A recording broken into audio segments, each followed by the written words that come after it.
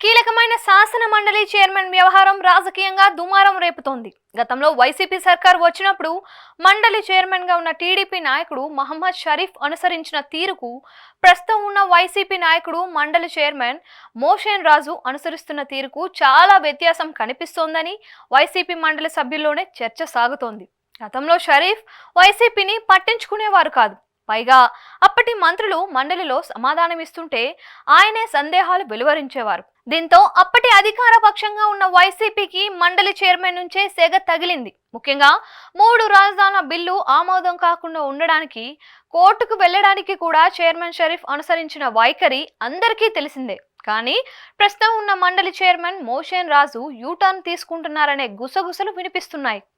మండలిలో మంత్రులు వైసీపీ సర్కార్పై విమర్శలు చేస్తున్నా ఆనాటి లోపాలను ఎత్తి చూపుతూ బలమైన విమర్శలు చేస్తూ ఆయన మౌనంగా ఉంటున్నారు. అంతేకాదు, మండలిలో లేని వారిపై కూడా టీడీపీ మంత్రులు విమర్శలు చేస్తున్నా ఆయన చూస్తూ కూర్చుంటున్నారు.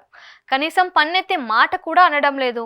పైగా టీడీపీ సహా ఇతర ఉపాధ్యాయ సంఘాల ఎమ్మెల్సీలకు ఇస్తున్న ప్రాధాన్యం తమకు ఇవ్వడం లేదని ఒకరిద్దరు వైసీపీ మండలి సభ్యులు జగన్ దృష్టికి కూడా తీసుకువెళ్లారని తాడేపల్లి వర్గాలు చెబుతున్నాయి. మరోవైపు సీఎం చంద్రబాబుతోనూ స్పీకర్ అయ్యన్నతోనూ రాసుకొని పూసుకొని తిరుగుతున్నారన్న వాదన వినిపిస్తూ ఉండడం కూడా గమనార్హం. మొత్తంగా చూస్తే మోషేన్ రాజు పార్టీ మారిపోతారని ఎవడూ అనడం లేదు.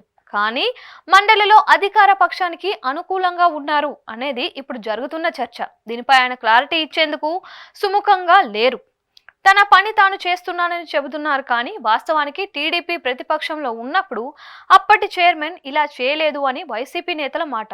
ఎలా చూసుకున్నా మండలి చైర్మన్ విషయంలో ఇప్పుడిప్పుడే డౌట్లు వస్తే మున్ముందు మరింత పెరిగే అవకాశం ఉంది. మరి ఏం జరుగుతుందో చూడాలి.